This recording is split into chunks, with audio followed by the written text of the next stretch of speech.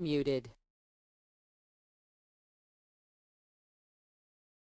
Hello, everyone, and welcome to our webinar on the Shale Reality Check, the need for realistic and transparent oil and gas analysis. I'm really happy that you've chosen to join us today for this very important and I'm sure very educational and insightful conversation. Really quick, I just want to introduce myself for those of you who may not know me, or if this is the first webinar that you've joined. Organized by us. My name is Prathana and I work on the Halt The Harm network. I'll be co-moderating today's session with Robbie D. Hughes from Stop the Frack Attack. Hi everyone. Hey Robbie. So first I just some really quick housekeeping guidelines for today before we get started. The webinar is going to be recorded and it will be emailed to all registrants. If you're experiencing any technical difficulties, please make sure to chat Robbie Diesu in the chat box at the bottom right part of your control panel. It should be on the right side of your screen if you're joining in by computer. You can also just email them to robbie@stopthefrackattack.org, and we'll have him get in touch with you. And we're also going to have a very short survey at the end of the webinar to get any feedback that you might have, and we'll make sure to share it with our team and the panelists as well. So how it's going to work is the panelists are going to present for approximately 30 to a little more than 30 minutes, and we'll have a Q&A, and that'll wrap up the hour. Again, here's a visual for folks, if you're joining in by computer, that you can chat your questions or any comments, and we'll be collecting them and answer them at the end of the presentation. So the webinar is going to start with presentations from our speakers today.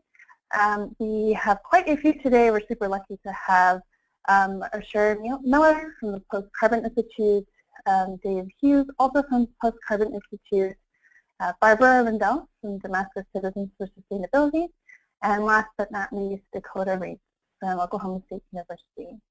So really quick, just a little bit about Halt The Harm. We're an emerging advocacy network designed to connect, serve, and support the dedicated individuals working to halt the harms caused by fracking. And the network's goal is really to expand and strengthen the base of leaders and supporters in the movement, and facilitate collaboration by developing services to really equip leaders with the tools and strategies that they need to halt the harms of fracking, whether it's in their local communities or through work, and ultimately to win the fight nationally. So who are the leaders of Halt The Harm? Leaders in the network are really individuals actively working and collaborating to help those living in communities negatively impacted by fracking. So a leader could be anyone, whether you're a concerned parent who's organizing with other parents in their school against local drilling, or you are a full-time career organizer working for a larger group.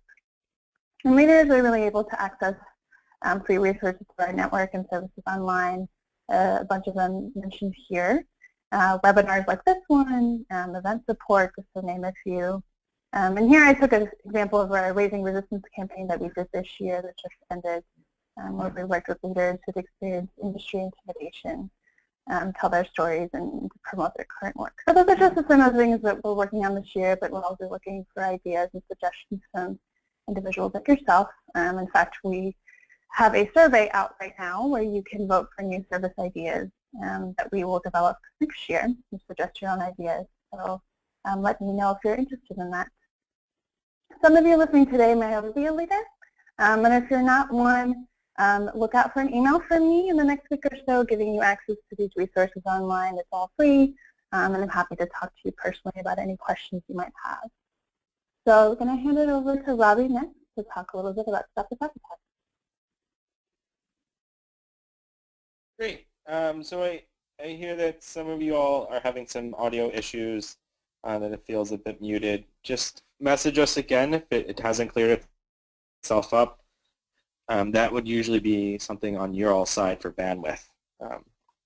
Just quickly though, Stop the Frack Attack is a national network of over 136 groups from around the countries. We work to create greater collaboration in the fracking movement and provide resources and trainings and to bring frontline leaders to the proverbial decision-making table of the fracking movement. We fundamentally believe that the way that we build our movement is just as important as what our movement is fighting for, and we work to make sure that our movement is reaching all of our goals in that sense. Great, thanks, Robbie. So next, I'm going to introduce Cher. Cher is the Executive Director of PostCarbon Institute, where he develops and manages programs that help communities, governments, businesses, and individuals create a more resilient, equitable, and sustainable world. Prior to joining PostCarbon Institute, Cher founded Climate Changers, which is an organization that inspires people to reduce their impact on the climate by focusing on simple and achievable actions anyone can take. So take it away, Cher. Thank you for that introduction. I hope everyone can hear me okay. So I wanted to introduce David Hughes, our key speaker in terms of talking about the reports that the PostCarbon Institute has just published. But before I do that, I think it might be useful to provide a little bit of context. PostCarbon Institute and Dave have been actually tracking the progress, if you want to call it that, of the fracking boom since 2011, so it's been almost 6 years now. And we first started doing that work because we were actually having conversations with some environmental funders who were supporting and promoting the idea of natural gas being a bridge from coal to a renewable energy future. And we were puzzled by some of the assumptions that we were hearing about how much natural gas was out there. So we reached out to Dave to see if he could do a little bit of analysis looking at that, and he also looked at what the climate impacts might be from fracked gas versus coal production. And since that point, he's been doing a series of ongoing reports. The most comprehensive one was done a couple of years ago called Drilling Deeper, which did a play-by-play analysis of both shale gas and tight oil in the United States. Doing a deep dive, looking at actual production data from the field, and then comparing that data and his own sense of what might be the most likely scenario to play out against what the Energy Information Administration was putting out there. And since that point, we've been publishing an update every year. This is the second year in a row that we've done an update, sort of looking at both what's happening out in these plays and comparing it to what the Energy Information Administration has been telling us. And the reason that that matters so much is that the Energy Information Administration is actually one of the very few departments of the United States government that has complete freedom and autonomy, at least in theory, to develop its own research and publications, even though it's part of the Department of Energy. And a lot of people, I think as a result of that, look to them as a unbiased, non-political agency that's just putting out data and analysis and projections. And they do a great job of collecting data. They don't do quite so good of a job with their projections for future production. But unfortunately, policymakers and mainstream media sort of take their numbers without much skepticism. So we've been sort of looking at what the EIA said and have found over the years that they are highly optimistic, which Dave will talk about in more detail. We did find that at times they can ratchet back some of their enthusiasm. A few years ago, Dave did an analysis looking at the Monterey Shale formation here in California, where PostCarbon Institute is based, and at the time it was considered to have something like 2/3 of all the technically recoverable tight oil in the country, and so there was a lot of hype about the potential of the Monterey to create tons of jobs and boost the California economy and help provide energy independence for the United States. And Dave's report on California basically brought a lot of doubt to that estimate, and a few months later the EIA actually reduced their estimates by 96%. So we found it useful to try to counter some of the hype and to have people asking questions of EIA. So I will let Dave talk about the latest update in his reports. Just a quick introduction of him. Dave is a neuroscientist based in Canada who's been studying energy resources in Canada and over the last decade or so in the U.S. as well for about four decades, including 32 years with the Geological Survey of Canada as a scientist and research manager. He's done a lot of work looking at coal inventories, but also at unconventional gas in Canada. He continues to do a lot of publishing and research looking at the situation in Canada. For those of you who are interested, looking at the pipeline situations up there and also the whole idea of doing LNG exports up there. But Dave has done tremendous work looking at U.S. shale resources as well. And so we feel very fortunate to be able to work with him and list him among PostCarbon Institute fellows. So with that, I am going to turn it over to Dave.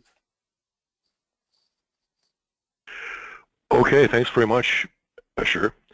I hope everybody can hear me. Yep, yep, you sound great. Okay, great. So I'm just going to do the next slide thing. And let's start that off. Next slide. Great. Yeah, so what I'd like to do is just quickly touch on basically key findings from the two reports that we just published about a week or so ago. Look at one play from each report just to give you an idea of what's in the reports, and then summarize the implications of what all that means. So in terms of key findings, as Ashur mentioned, we found that the three series of reports we looked at, the Annual Energy Outlook 2014, 2015, and 2016, which are produced each year by the EIA, are invariably extremely optimistic. This year's report, for example, projects shale gas to grow by 136% from 2014 to 2040, and tight oil to grow by 65% by 2040. We looked at that on a play level basis just to see what it was that made that up, and we found that it was extremely optimistic. In order to do this, the EIA projects that over 1 million wells will need to be drilled by 2040. At an average of $6 million each, that would mean $6 trillion in capital outlay between 2014 and 2040. We found that the forecasts become ever more optimistic year after year. For example, this year's forecasts are up 19% for tight oil and 31% for shale gas over last year. What's more, the production is projected to grow while prices remain low, well below last year's estimates, and drilling rates remain below 2014 levels through 2040. Next slide.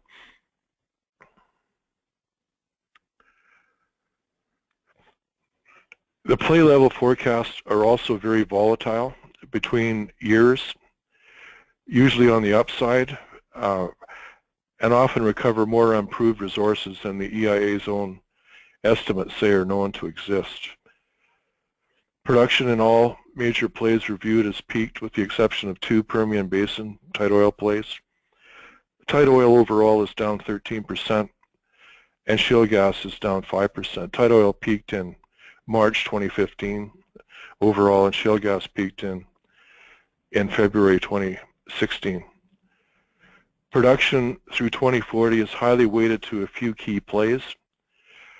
For example, half of the shale gas production comes from the Marcellus and the Haynesville, the Marcellus being responsible for over a third of the projected production, and half of tight oil production comes from the Bakken and the Eagle Ford, with the Bakken responsible for a third of it. So the whole concept that shale is ubiquitous, it's everywhere, is really not true. There's a few very good plays, and it's definitely a finite resource. Next slide. Yeah, just refer to shalebubble.org and all of these reports and all of the earlier reports are to be found there for downloading. Next slide. So for my work on shale over the last few years, what's developed is a pattern which I call the shale play life cycle. Discovery, followed by a leasing frenzy. It really got started in East Texas in the Barnett play in the late 90s, and there's been many plays discovered since then. Invariably, once the play is discovered, there's a leasing frenzy as people try to tie up the land. There's a drilling boom that follows the leasing frenzy. In order to hold those leases, you really have to drill them usually within 3 to 5 years in order to hold the land. Sweet spots are identified, targeted, and drilled off early on in the play. And typically, although plays may be large, they always have a core area or sweet spot, which is usually 15 to 20% of the total play area. Production rises rapidly and is maintained for cash flow, despite the fact that you may not have drilled those wells if you knew the full cycle economics. And we've seen a lot of debt associated with shale, and a lot of companies have gone out of business in the recent past because of the low oil and gas prices. A key factor of shale is that wells decline very quickly, typically 75 to 85% in the first 3 years, and often 65 to 70% in the first year. So you need to keep drilling in order to overcome the field production decline. And if you add in old wells and new wells, typically the average field declines at 30 to 45% per year, which has to be replaced by more drilling. Sweet spots become saturated, and well quality and field production decline. Plays like the Haynesville, the Barnett, which was the first one, become middle-aged after just a few years. Next slide. This is the Haynesville in East Texas and Louisiana, which is really a poster child for the shale play life cycle.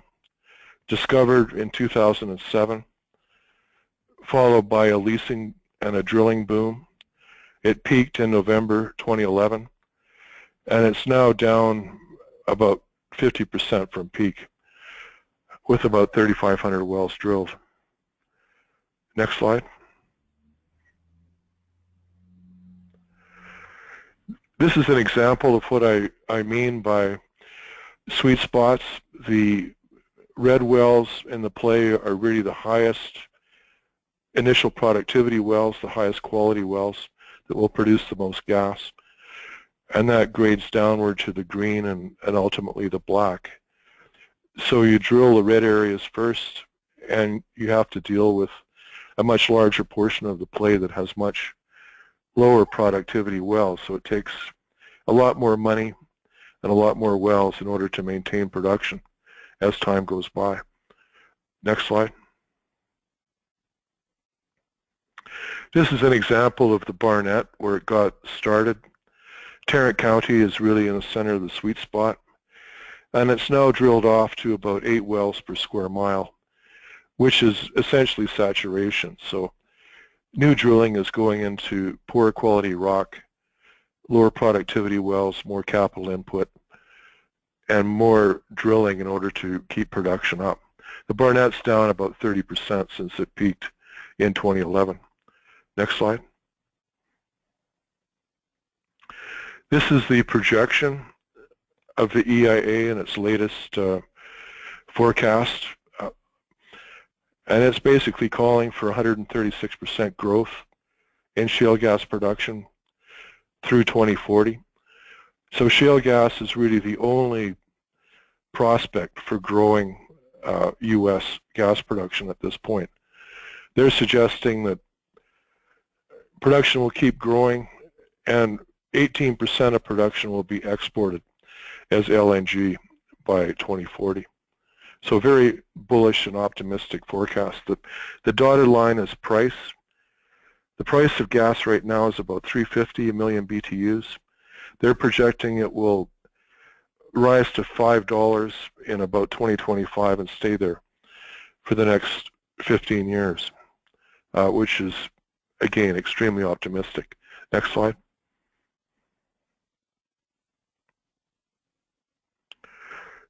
This is the play-by-play forecast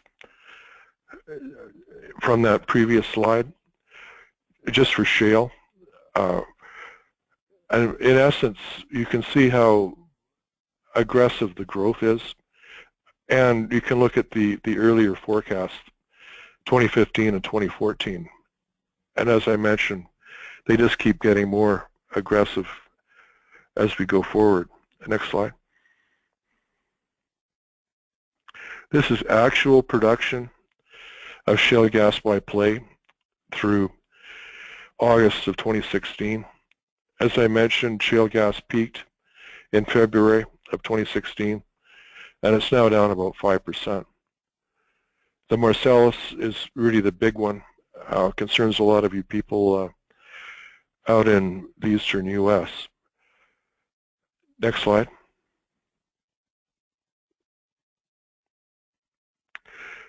This is the EIA's forecast for the Marcellus, looking at this year's and the previous 2 years. The Marcellus peaked in February 2016. It doesn't look like it here. That's because this data is on an annual basis, not a monthly basis. But in essence, the EIA is suggesting that 215 trillion cubic feet of gas will be recovered from 2014 to 2040. And their own estimates of how much gas is unproved technically recoverable is 148. So they're, in essence, suggesting that 147% of what they feel is technically recoverable will be recovered by 2040, and production will still be very high at that point in time. My projection is about 120 TCF over the same time period. Next slide.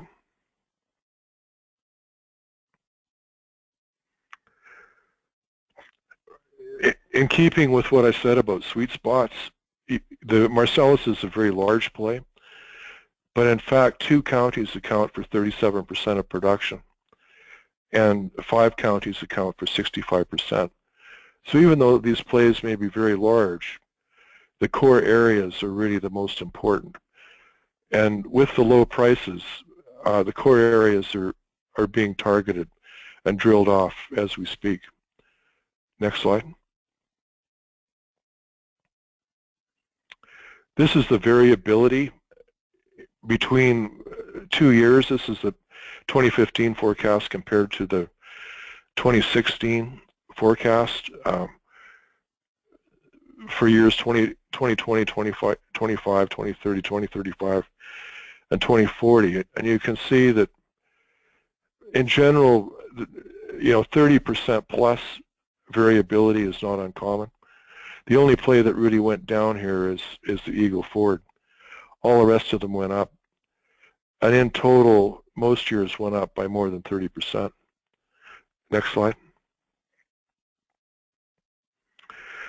This is the 2016 tight oil forecast of the EIA. And again, they're suggesting about a 65% growth in tight oil production. And again, tight oil is the only hope for growing U.S. oil production. All other sources of oil production are declining in essence. They're also suggesting that this production growth will occur at prices below $100 a barrel out through 2030. Next slide. Production by play. And as I mentioned, tight oil production peaked in March 2015. It's now down about 13%. As of June, it's down about 19% as of November. Next slide. a look at the tight oil production by play. And again, there's relatively few really good plays. The top two plays here, the Bakken and the Eagle Ford, account for 48% of production from 2014 through 2040. The top three plays account for 59%. Next slide. This is the Bakken, which according to the EIA will account for about a third of all tight oil production from 2014 to 2040. Extremely aggressive, even compared to earlier years. My forecast from drilling deeper is in the purple. The amount of drilling that it would take to do this is, well, frankly, impossible. If you look at things like well quality and how much capital you'd have to put into this play. So this is an extremely optimistic forecast. Next slide. Again, with respect to sweet spots, two counties in the Bakken play have produced 54% of the oil, and 5 counties have produced 92% of it. And these top counties are being aggressively targeted as we speak, given the low price of oil. Next slide.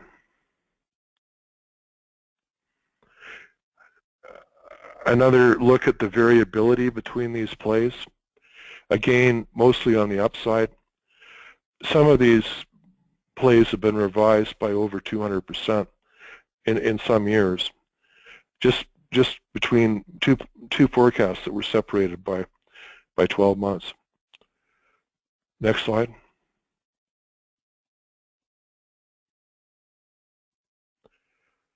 This is the overall outlook for all oil and gas production in the U.S. Essentially, production is up overall. Conventional oil and gas are down, and shale gas and tight oil are up 88% collectively from 2014 through 2040. The dotted line is the number of wells drilled per year. You can see it hit about 47,000 wells per year in 2014. It dropped precipitously with the drop in rig counts. It's down about 37% from that 2014 peak now. And it's not projected to recover to the 2014 peak until 2040. And yet, a very aggressive growth in basically unconventional oil and gas production. Next slide. So just to look at what this means, EIA projections of long-term growth in tight oil and shale gas at low prices are extremely optimistic and highly questionable. This is a problem. Investments in infrastructure, power generation, export facilities, LNG exports, oil exports, and so forth are based on a belief that EIA forecasts provide a realistic view of future prices and supply. Incorrect projections result in wasted capital and lost opportunity and put long-term energy security at risk. Americans need to be certain that U.S. energy policy is based on realistic, independently sourced and transparent analysis rather than wishful thinking. And as Ashur mentioned, the EIA is supposedly a totally independent body, but we found that, as Ashur mentioned, they're very good at collecting data, but they're not very good at projecting future production trends. This is especially important given the views expressed by the transition team of the incoming Trump administration, who has suggested that the EIA's forecasts are far too conservative. You may have heard that the Department of Energy was presented with a list of 74 questions a couple of weeks back, and one of those looked at the AEO forecast and suggested they were far too conservative. So that's a concern looking forward to the new administration. So that's about it. Thank you. Thanks so much, Dave, for that. So next we are going to have Barbara Rundell of Damascus Citizens for Sustainability speak. And I'll let her talk.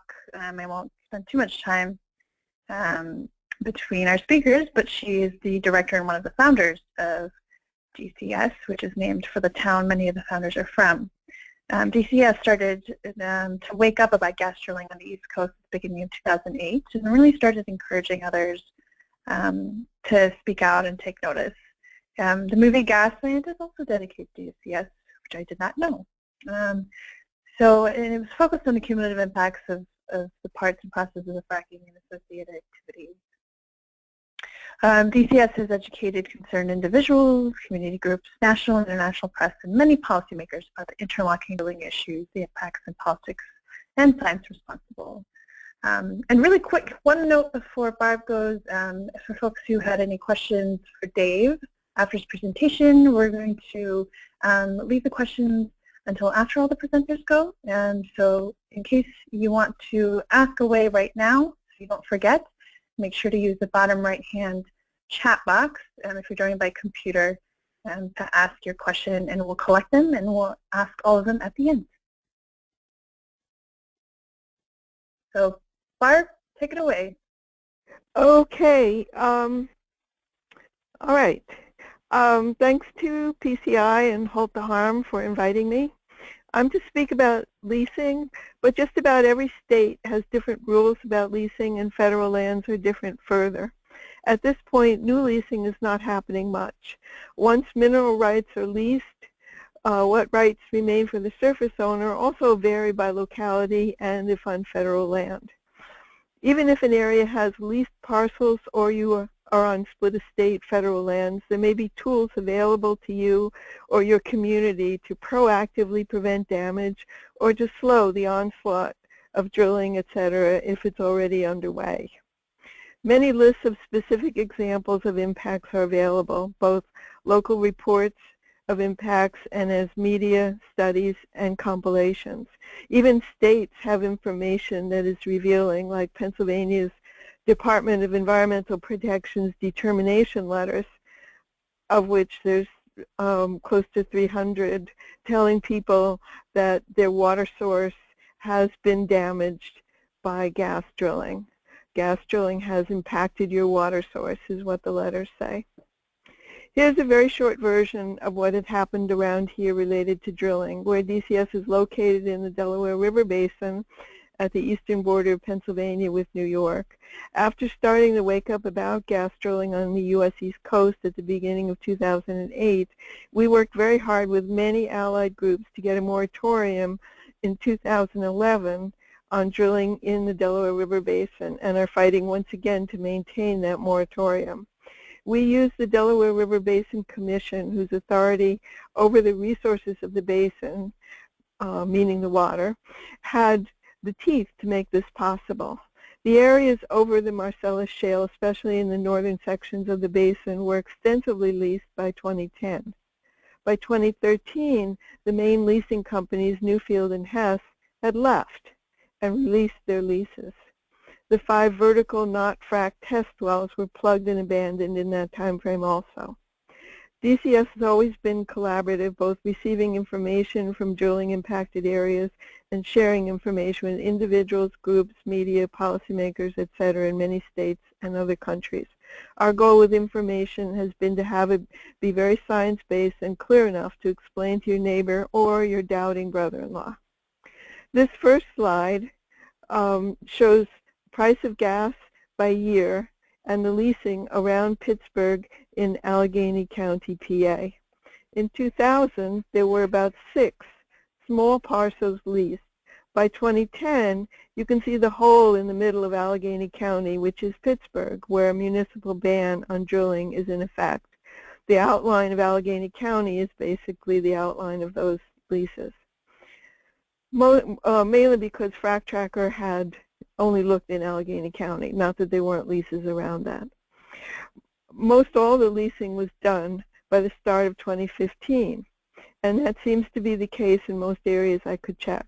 The parallel to the year-to-year of the price of gas is obvious. The second slide shows a graph direct from the horse's mouth of the decline rate. This was published by Chesapeake Energy in its 2009 spring SEC stockholders filing. That's the document publicly traded companies have to file informing their stockholders of market and company details that could affect the stock's value. Oil and gas analyst Arthur Berman's firing over his layouts of hydraulically fractured well production declines drew attention to his otherwise ignored research. Note the upward rising bright colored curve showing cumulative production. Next slide. Which, when the curves are labeled, clarifies this picture. The production output declines to about 15% in 2 to 3 years. The layout of the curves and the percentages are designed to confuse and hide the real meaning that without more and more wells being drilled, production is not robust, as is so nicely covered in the PostCarbon Reports. This means that the companies fostered expectations of untold riches for at least 40 years. That's what the song was around here when leasing was being sought. This is a lie, and is still a lie. The wells exponentially decline, and according to a Schlumberger engineering paper, an heavy industry group, the whole field's decline follow the same basic decline curve. So some leasers who were getting large checks as their mailbox money were now getting nothing. Or if their lease either does not prohibit costs being subtracted, or they don't have the ability to sue to prevent these costs being subtracted, they are getting bills instead of payments. This, besides the damage from drilling and all associated activities, which brings us to the next slide. The next slide is about exemptions, which neither those signing leases nor the public are much told about. Besides all the waste in about 1980 being magically made special, though they are toxic, in 2005, the Bush-Cheney Energy Policy Act gave exemptions to the oil and gas exploration and production companies to major provisions of 7 protective laws listed on this slide. These exemptions are actually subsidies, so the companies are protected from liability for damages they knew they would cause. These exemptions make it very difficult to get redress for damages, so the local communities in all downstream, regionally and globally, absorb the costs. Educating about the exemptions can be key to popular understanding of dangers faced where drilling and associated activities are planned or happening. The next slide relates to the PostCarbon Reports. The graphic is from page 38 of the Shale Gas Reality Check report. The report's layout is an eerie counterpoint to the litany of damages and impacts that keep growing, reported from Gasland. With the movie Gasland was dedicated to DCS. Why the overly optimistic guesses of the coming year's production and to whose benefit? My take on it is to help the companies get more investors and to keep drilling, even though there is less and less to drill and more damage being done. The effort to appeal to greed and personal as opposed to community concerns is buried in those optimistic projections. So what to do? First thing is to educate, and then organize. Our lives depend on how good we are at explaining all this to our neighbors and getting them to act on what they learn. Get baselines done. Baselines of ground level methane, air quality, noise levels, water quality, land use, locally and regionally. And last, work on home rule, on local and wider zoning, and any other available or regional tools, as we did with the Delaware River Basin Commission, a geopolitical overlay that occurs in the Delaware River Basin, and there are others like that. Truly, our lives and the future depend on today's resolves and our actions. Thank you. Thank you so much, Barb, for that. Next we have, we've got, are you guys still seeing my screen? Sorry about that. Next, our speaker, we've got Dakota. Dakota is a PhD candidate at the Department of Sociology at Oklahoma State University. Their general research interests highlight issues of inequality, development of social movements. Dakota is an activist scholar with a preference for participatory action research. Their dissertation work seeks to understand how Oklahomans perceive the impacts of hydraulic fracturing in their communities, with a specific focus on grassroots social movements that have emerged to demand more action be taken to protect residents and the environment from injection-induced seismicity, as well as contamination or pollutions of air, water, and soil. Thanks so much, Dakota. Take it away. First, I wanted to say thank you to Dave and Barb for wonderful presentations, and thank you to everyone else for being here. As many of you know, President-elect Donald Trump recently tapped Oklahoma Attorney General Scott Pruitt to head the Environmental Protection Agency. Even though Pruitt has repeatedly boasted he is a leading advocate against the EPA and is currently decrying investigation of ExxonMobil's handling of climate change science based on the belief that climate change science is not yet settled and that debate should be encouraged in classrooms, public forums, and the halls of Congress. To have some idea of what kind of damage he could do as head of the EPA, I thought I might share with you some of the experiences that we've had here with him in Oklahoma. He's been our Attorney General since 2010, and his work illuminates the full extent of the troubling stances he takes. For instance, he has fought against the overturn of DOMA, same-sex marriage rights, federal immigration policies, the Affordable Care Act, access to safe and affordable birth control and abortions, and Dodd-Frank. These actions demonstrate Pruitt's lack of empathy or even simple concern for the lives of others, as well as his inability to accept or implement procedures, policies, and programs supported by a majority of residents, members of the nation's highest courts, and even his own political colleagues.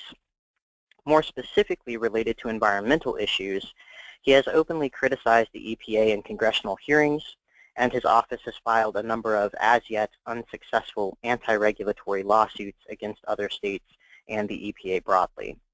Some examples of these things include the fact that he joined 5 other attorney generals to challenge California's Prop 2, which was a bill related to the size of hen cages and subsequent sale of eggs, but the U.S. District Judge ruled they lacked legal standing because they were representing the economic interests of a few egg farmers rather than those of their broader constituencies. As will become clear through these other examples, his work as Attorney General exposes the full extent to which he has repeatedly used his position to represent and advance the economic interests of big ag and the oil and gas industry rather than protect the state, its residents, or the environment. In 2013, he created a coalition of 9 attorney generals, major energy CEOs, and their lawyers, and brought them all down to Oklahoma for a strategizing session regarding how to stop governmental and citizen responses to the ills of the oil and gas industry, particularly those related to hydraulic fracturing and use of wastewater disposal wells. It was an all-expenses-paid event, which was funded by Mercatus, a right-wing think tank that's favored by the Koch brothers. The oil and gas industry is also Pruitt's second largest campaign contributor. When he came up for re-election in 2013, he chose Harold Hamm, CEO of Continental Resources, which is one of the largest oil companies in Oklahoma, to co-chair his campaign. Shortly after winning re-election in 2014, Pruitt joined key industry players, including Oklahoma Gas and Electric and the Domestic Energy Producers Alliance, which also happens to be chaired by Hamm, to file a number of anti-regulatory lawsuits, which include attempts to block aspects of the Clean Power Plan and the Waters of the U.S. rule. But the things that have really been most impactful on the ground here in Oklahoma are related to the pro-fracking stance that Pruitt has taken. Barb mentioned civic engagement at the local level using things like home rule. Well, Pruitt last year supported the passage of Senate Bill 809, which revoked 100 years of constitutionally guaranteed home rule in order to squash residents' efforts to update oil and gas zoning requirements in order to better address those negative impacts associated with fracking. He's also challenged efforts by Oklahomans in a number of counties who seek to be designated a class for the purpose of class action lawsuits to hold the industry accountable for damages related to some of our larger injection-induced earthquakes. And he's tried to derail efforts to have these lawsuits heard in civil court by inaccurately arguing that the Oklahoma Corporation Commission has jurisdiction, when in all reality, the OCC does not have the right to seek nor the power to award that kind of remuneration. Worst of all, though, is the fact that he has no shame.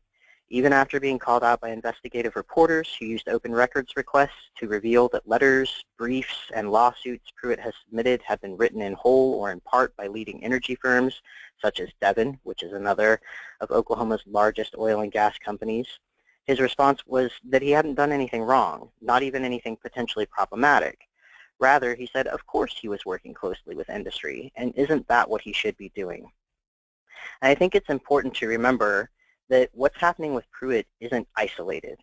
Rather, as several longtime reporters have noted, increased attention to developing beneficial relationships with attorney generals is a result of historical processes. It was about 20 years ago that more than 40 state attorneys general banded together to challenge the tobacco industry, which led to a historic $206 billion settlement decision. Later, Microsoft, the pharmaceutical industry, financial services industry, and others faced similar multi-state challenges regarding the legality or illegality of particular business practices. As some attorney generals began hiring outside law firms to investigate and sue corporations, industry leaders realized that attorney generals' actions were far more powerful and immediate than those of legislative bodies. So they began a heretofore unprecedented campaign to massively increase their influence at this level of governance. A number of people have critiqued the ways in which such actions undermine democratic processes and attorney generals' abilities to fulfill their duties to the state and its residents. I know here in Oklahoma, those of us on the front lines have seen just how powerful such coalitions can be, how much sway they have on local and state officials, how they destabilize people's faith and trust in the systems that are supposed to protect them, and how they undercut people's hope and desire to be civically engaged. While we aren't real keen on keeping Pruitt in power here in Oklahoma, we do hope you will do everything you can to help others realize the damage he could inflict on the nation and the world as head of the EPA. His nomination needs to be fought as aggressively as possible, and that will take all hands on deck. Thank you. Thank you, Dakota, so much. Definitely good to know what we may be getting into, the new potential administration lead of EPA. And that's a great segue into a little bit. Robbie's going to talk about how you can actually take action and show your support for, or show your support against for what is may be happening in the future. Robbie? Yep.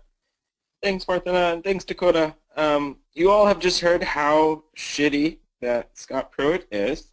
So Stop the Frack Attack, along with Halt the Harm, are going to be launching a petition calling on the Democratic Party leadership in the Senate to halt and block Scott Pruitt's nomination to EPA Administrator. He does have to get confirmed by the Senate, so we'll be able to fight against him getting nominated and approved in the Senate in the next couple of weeks. The Senate comes back to session on January 3rd. So in the time from today until the hearing is scheduled, we'll be collecting petitions and we'll be present at the hearings on the Hill. We are asking everyone on the call and to please sign the petition and send it around to folks that they believe would also sign on to it. As many of you know, we've campaigned against the EPA for the past 8 years under the Obama administration, in particular with EPA Administrator McCarthy's abysmal record on fracking. And we recently ended out that campaign with a win of sorts, where we got the EPA to actually admit that fracking does impact water quality, and it is a actual widespread systematic problem, unlike their earlier version of the fracking report, which it wasn't. So you'll all be receiving a follow-up email tomorrow about signing this petition along with the survey. It'd be really great if you could sign on to that petition and send it out to your list. Thanks, Robbie, for that. And like Robbie mentioned, that'll be coming around as well as the recording of this webinar for people who feel like they'd like to share this with others. So we're going to move on to the Q&A portion. We've already got some really great questions lined up in the queue. The first question we have here is from Greg Smith, and I believe this question is for Dave. The question is, how long does David believe oil and gas prices will remain low? What factors drive these prices, and how would rising prices affect drilling rates and economics?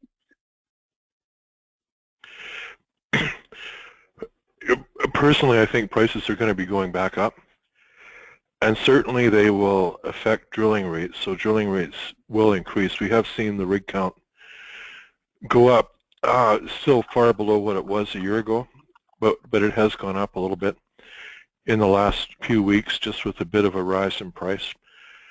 You know, what that will do to production, it could certainly grow it somewhat in the short term. However, you know, as I discussed with the sweet spots, they've been drilling their best locations. They always drill the best locations first. So if you look at some plays like the best parts of the Marcellus, for example, and the Bakken, you can already see well quality starting to decline. So you kind of hit the law of diminishing returns. So I don't think the production rise will last long, and prices are going to have to go a lot higher in order to even maintain production, let alone grow it for long periods of time like the EIA projects. Great, thanks, Dave. Next we have a question which could, I guess, is to Barbara, Dakota, or Robbie. So either of you could take it or everyone could take a stab at it. And the question is from Joyce Hale. How would you suggest organizing a massive investor group to pressure Vanguard and such low management fee investment indexing companies to offer fossil-free funds to starve pipeline investment? So anyone can take, yeah? This is Barbara. There are already considerable people doing, groups doing divestment work. I would contact them because if it's a choice between, say, a fund being divested divested from completely, or the fund offering a branch fund that doesn't have fossil fuels in it, I think they'd take the, doing the work to find the alternative places to invest. So threats are good. Okay, thanks, Barb. Does anyone, Dakota or Robbie, would you guys like to take a stab at answering that one? Yeah, this is Robbie. I think the one thing I would add is that, the most important thing is collective action, and that's how we win. STFA supports multiple strategies in the fight against fracking, and the conclusion that we've come together is there's no one simple answer to how we're going, and we need to use all the tactics in our toolbox. But those tactics need to be used through collective power and collective action. So I think organizing investors is an avenue that you can push and make collective action there and collective change together. So yeah, totally. I agree with Robbie. This is Dakota, and Barb, that there are lots of different ways to get involved in action, but I think you could also use a number of the really depressing for some, but maybe hopeful for others, bits of information that we got from Asher and David's presentation as well. If investing in oil and gas is going to have reduced returns over coming years, then people are going to pull their money out of those things. I know that as a university, we have a number of different scholarship and grant funds that operate based on the interest that they accrue and the investments that are made with the monies that are in those funds, and we have slowly been pulling a number of those funds from projects associated with oil and gas simply because the return has been poor. So if you can talk to people about that fact, that's often one of the things that can reach across, political ideologies, class positions, things of that nature, because nobody wants to lose money, right? Great. Thanks, everyone. Our next question we have is from Helen Conley. I hope I'm pronouncing that right. C-O-N-L-Y. And the question is for Dave. How many EIR scientists and technicians are former employees of the oil and gas industry? Could you repeat that, please? It's just... Sure. The question is, how many EIR scientists and technicians are former employees of the oil and gas industry? And I guess this question could also be for Assure as well. That's a very good question, and I'm sorry I don't know the answer to that. Although we certainly do know that the EIA's communication manager came from, an oil and gas communications outfit. Assure knows more about that than I do, but in terms of the scientists and technicians, I couldn't tell you. I suspect some, but I certainly wouldn't be able to count that up. Great, no problem. And I think it's a great indicator that our audience is thinking very critically, and appreciate the question. And apologies, Helen, that we weren't able to answer it. But I guess we can move on to the next question, which is a question also for Dave. The question is, has the EIA conducted their own analyses of any of the plays? And if so, what was the result? Well, I assume they've conducted analysis of all of the plays. I'm using their play-by-play analysis, and that play-by-play analysis is not something that they publish. They only publish, that first chart that I showed, the overall aggregate. But if you ask them nicely, they will provide the actual play-by-play basis that's aggregated together to make that overall forecast. So I assume that they've done their own analysis on all those plays, which is why I scratch my head, when I kind of dig into it and look at the level of optimism there. Can you guys hear me? It's Assure. Yep, we can hear you. Dave, I wonder if you could talk a little bit about the Eagle Ford and what you think happened with their estimate of the Eagle Ford, because I recall when we were looking at the results of your research on the AEO 2016, it seemed like they had become more conservative about the Eagle Ford. And so I'm wondering if there's some indicator there or something. Yeah, in the case of the Eagle Ford, the EIA published what I thought was quite a good county-by-county analysis of the Eagle Ford, along with the AEO 2014 report. And their analysis of the Eagle Ford and mine were pretty close. I mean, they weren't exact, but they were pretty close back in 2014. And every year since then, they've actually lowered their forecast, so they've become closer and closer to my forecast. But I read that paper that came out in 2014, and I thought it was quite good. But I haven't seen anything comparable in any of the other plays, so I would certainly like to ask them if they've done anything similar, but when I look at the projections, it doesn't seem to me that they have. Thanks, Dave. So we have one last question I think we can squeeze in before the end of the hour. The question is also for you, Dave. The question is, natural gas prices have gone from $13 to just $2 to $3 from 2007 to 2016. How can companies continue to drill new wells when many believe they have been operating at a loss for the better part of the decade? Well, if you look at, there's several things that they've done.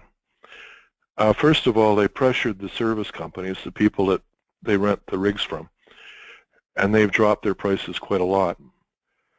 Secondly, they've exploited the very best parts of the plays, so they've been drilling the sweet spots. And the initial wave of drilling detected where those sweet spots were, so they're fairly well defined now. And third, they've really ramped up the technology in terms of how aggressive they are. Longer horizontal laterals, you know, some of those horizontal laterals will reach out 2 miles. If you look at a play like the Bakken, for example, in the Marcellus, maybe not quite that much, but certainly over a mile. They've ramped up the amount of water they inject into those wells, and we've ramped up the amount of proppant, which is sand and other chemicals that they put into those wells. For example, there was a well in the Haynesville in Louisiana where they put 50 million pounds of proppant into one well. You know, that's incredible. You know, the average well in the Bakken is maybe 5 million pounds. But just figure out how many truck trips it takes to deliver 50 million pounds to a well. And, you know, the proppant is only about 2% of what goes into the well. The rest of it's water. So these are very technology intensive operations. So, you know, those three things: better technology, drilling the sweet spots, and squeezing the service companies. Can I add one thing to that, Dave, to share? Sure. Which is, and it's something that we hadn't necessarily foreseen, but, you know, with the Federal Reserve policy of having incredibly low interest rates has led investors to look for, you know, riskier investment opportunities, and also for the drilling companies to get a lot of, you know, relatively low interest financing for their projects. So I think that for a long time has actually helped keep this thing going. A few years ago, a woman named Deborah Lawrence had actually written a report looking at sort of the role of Wall Street banks and investment houses in specifically the shale boom. And that report is actually still up on the Shale Bubble website. It's called Shale and Wall Street. So you might want to check that out.